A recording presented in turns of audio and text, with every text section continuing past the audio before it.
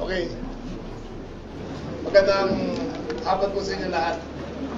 Ayon po sa warrant of arrest issued ng 5th Division. At nakalagay po dito ay People of the Philippines versus Senator Jose Jinggoy Estrada et al.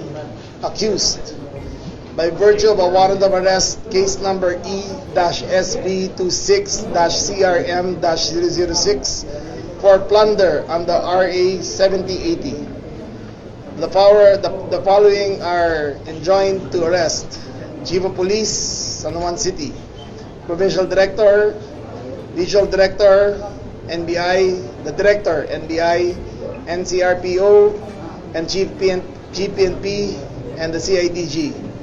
You are hereby commanded to arrest Jose Jinggoy Pimentel Estrada, Manuel Manligas Bonoan, Denril Cesar Sages Cortuna, Manny Bumagat Blusan, Arthur Lobres Gonzalez, who stand charged above stated crime, and bring them therefore to the court to be dealt with the law and rule of court. Direct, no bail. Quezon City, Philippines, on 1st day of June 26, signed Honorable Zaldi V. Trespeses, Chairperson, Associate Justice. At approximately 3:30 p.m., I arrived at the Senate to implement the warrant of arrest. Wala nang pong maganap na nangyari. Sumama po si Jinggoy. Binasahan po siya ng Miranda rights niya kasama kanyang abogado. Naintindihan niya. Tinanong sa kanya kung naintindihan niya kung anong ang charges laban sa kanya. Sabi niya naintindihan niya.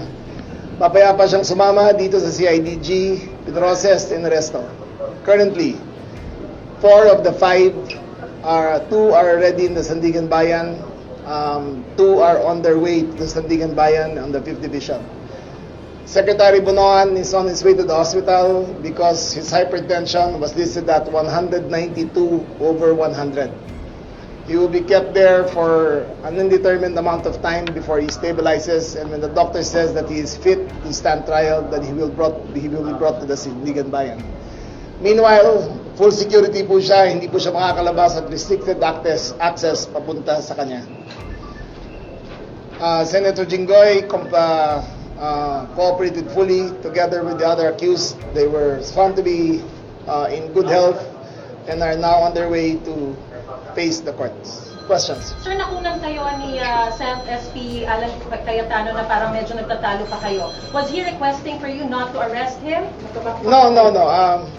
The question was whether yung separation of the executive and the judiciary and the legislative.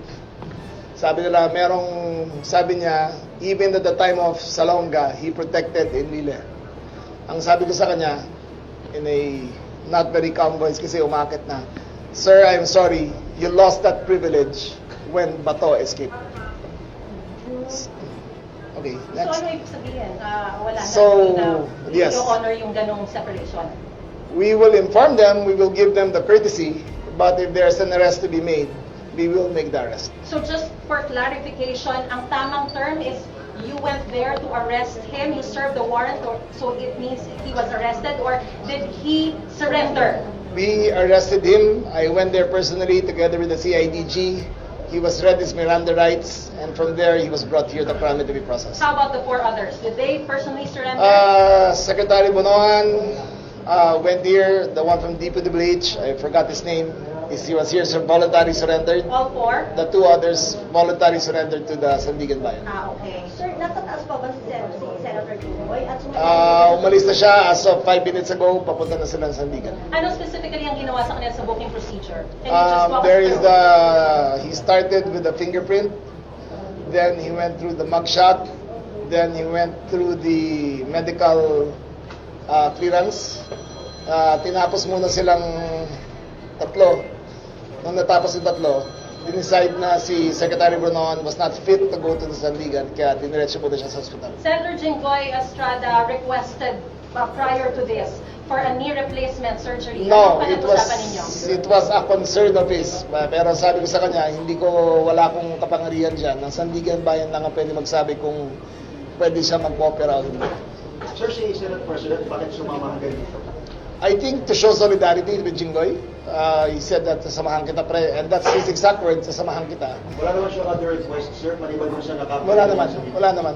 Sir, si Bunoan, sa hospital po, dito po ba sa... Hindi ko alam eh, sasabi ko kung saan, ano niya, kung saan yung PNPGH, yes. So, dito ba sa hospital ng I think so. PNP? Dito ba ako sa medical? Dito rin. Sir, hospital arrest. Is that considered hospital arrest? Hospital arrest, but he has not been indicted. So, iintayin natin yung indictment niya before he's formally charged. So, he is arrested, but he is not remanded by the court to go to the hospital. It was our decision kasi nga, imminent na yung stroke niya at 192. So, it was our decision na dalhin muna siya ron bago siya i-transport papunta ng Sandigan. Sec, assurance natin na walang special treatment po kay Senator Jinggoy. Wala. Wala talaga. Same as the others who have been co-accused. Depende kung saan sasabihin ng Sandigan. They will be dealt fairly, equally. No special privileges. You have no idea where exactly they will be committed at this point? Sandigan is the only authority to say that. Pero hindi po ba sir sa yung si jail kung saan nakakulong yung mga ibang akusado?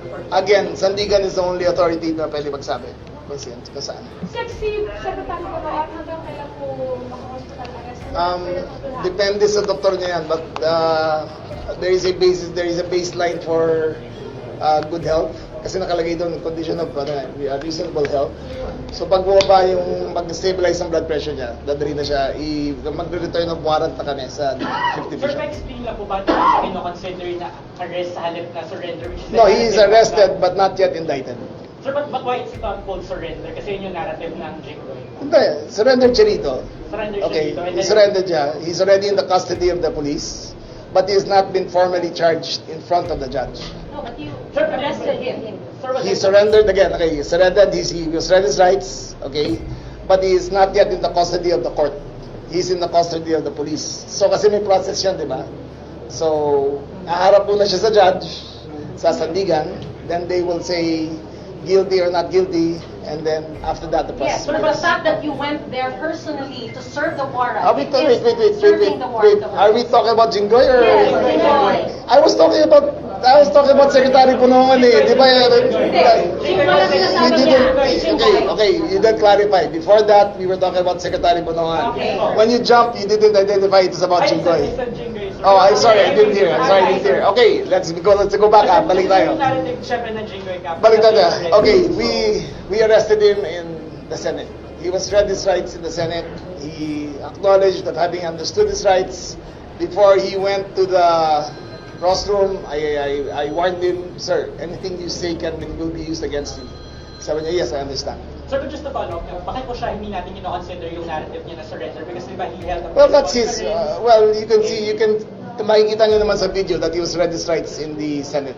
Sir, So that technically constitutes an arrest. so sir, it's correct to say na bago po siya humarap sa press con at sinabi niya na nag-surrender siya, He was he's surrendered. already arrested. Yes, Okay. he was read his The rights. reaction niyo doon sa sinasabi na parang atat na atat kayong ihulihin sila, isa-isahin sila. There is no right or wrong here. The actual warrant arrived to my possession at 2:45. At by 3:15, I was in the Senate. There is no right or wrong answer in this. As soon as I got the warrant, I acted on it. Sir, yung konting miscommunication or altercation sa Senate kanina with Senate President, hindi ba natin tinitignan yun, sir, na tanggang obstruction of justice? Hindi naman. He was explaining his side that this never happened before.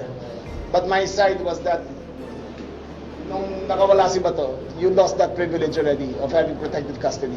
Paano niya tinake yun, sir, yung statement mo? We were fine. Magkasama kami rin sa taas. We were talking afterwards and he understood. Sir, ba't niya sinasabi yun? Di ba ang sinabi naman niya talaga from the very beginning, if it's a local court that will issue the arrest warrant, susundin nila.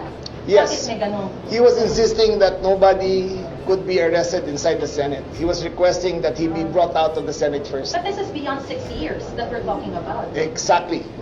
And I said, I'm sorry, sir. There is no, we do not, you lost that privilege when Senator Bato escape, we will arrest him now on the spot. Was it only because of the escape of Bato or because there's also a 6-year rule na if it's beyond 6 years? Both. Usually meron kasing Senate and executive respect for the leadership. Usually lalabas muna yan eh. But tama na, di ba? Tama na. There's no more hiding behind the curtains of the Senate. So, sir, moving forward, pinayagan niyo ba na mag-press call siya? It's within his rights. I warned him. I did warn him. I told him, whatever you say can be used against you. And he said he understands. So So, now that you're saying na that they lost that right after Senator Bato escaped, are you saying that he has it's also not a right. hand It's not a in right. the escape of Senator It's not a Bato? right. It's a privilege. Or Okay, is it, it's a privilege. So It's a whether privilege. it's a privilege or No, not, I am are you not saying implying. that he has a hand on the I am same? not implying anything other than Senator Bato escaped and that we revoke that privilege of separation in terms of arrest. That we can arrest anybody inside the Senate building if necessary. sir, Will sir, that be a moving forward, precedent sa mga susunod na lawmakers na ma-arrest? If it is necessary, we will always do what is necessary according to the bounds of law. Remember, there is no such law as you cannot arrest anyone inside the Senate. It is There's no such law. it's a privilege granted to the legislative. So for the first time, Because of courtesy? because of courtesy, it is a courtesy. But there is no such law which prevents us from arresting anyone in the Senate. So even if it's not beyond 6 years? I there's no think such what law? is, let me get this straight and you can research it for me, but I think what is not allowed is if they are in session. Okay. But after sir, session, content na, sir, walang content na po. yes, all five are accounted for. Sir, We will entertain last 2 questions from the media. responsibility po ba na dito siya mag-stay? Kasi yung court po hanggang... It's up to the Sandigan Bayan. It's up So it's to, a possibility you'll welcome here, sir. we have no, the Sandigan Bayan determines where he'll be incarcerated. Pero ready ba ang custodial facility? The custodial Ready ba siya? facility is barely livable, but meaning puro daga, it's Wala na bang So, wala, nakasave, sir. sir? Wala. it is about to be demolished because for to build a new facility. So Wala na nagsastay ba ngayon? I'm not familiar kung mayroon Can be cheap. Sir, wala na nagsastay ba sa ano? Meron yata konti na lang yung mga Chinese na nahuli namin dati sa kidnapping. Sir, bago Na, kayo maghiwalay ni Senator Jinggoy, ano yung last message niyo po sa inyo? sabi niya, salamat pa rin. Yun lang. And then there was a slight altercation between me and the daughter. She gave me the dirty finger and cursed at me. I said, it's okay. I understand you're emotional. Sino pong daughter? I don't know which one. I don't know. But I said it was nothing personal. Naging emotion lahat. Okay, thank you very much. Thank you. Can you Thank please you. request for the mug shots? and other No, photos, not yet, please? not yet. Why? We will release it on time. In the process, they took the pictures 5 minutes ago, so we can't release that. Thank you very much. Thank you very much. Sir,